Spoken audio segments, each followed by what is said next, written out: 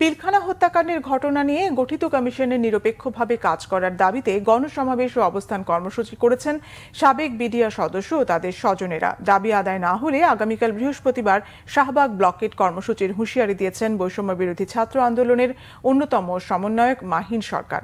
আরো জানাচ্ছেন মোবাশ্বের আহমদ। আমি অবস্থান করছি আমার ক্ষতিপূরণের জন্য। আমার ক্ষতিপূরণ দিয়ে দিলে আমি নিয়ে চলে যাবো। আমি চাকরি করার নিয়ত নাই। এ আছে আমি অন্য সব বাবা নাই, মা বুড়া, আমার একটা বাড়ির মেয়ে আছে, আমার বউ আছে, আমার তিনটা ভাই।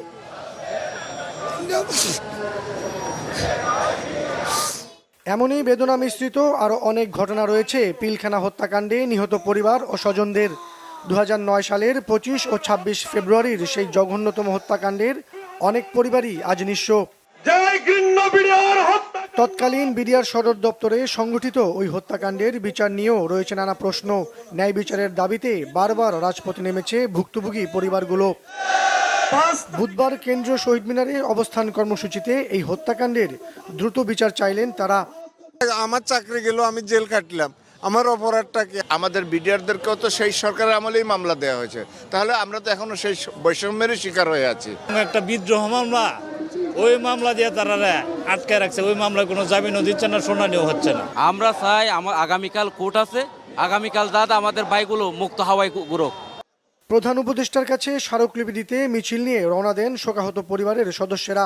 শাহবাগে পুলিশ তাদের আটকে দিলে একটি প্রতিনিধি দল যান প্রধান উপদেষ্টার বাসভবনে।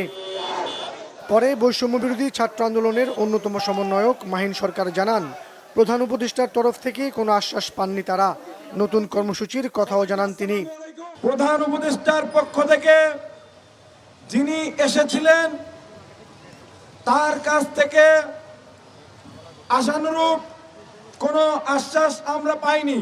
ন্যায় বিচারের কোনো ইঙ্গিত না পাই। তবে আমাদের এই অবস্থান কর্মসূচি শুধু এইখানে হবে না, আমরা শাহবাগ ব্লকেট করব।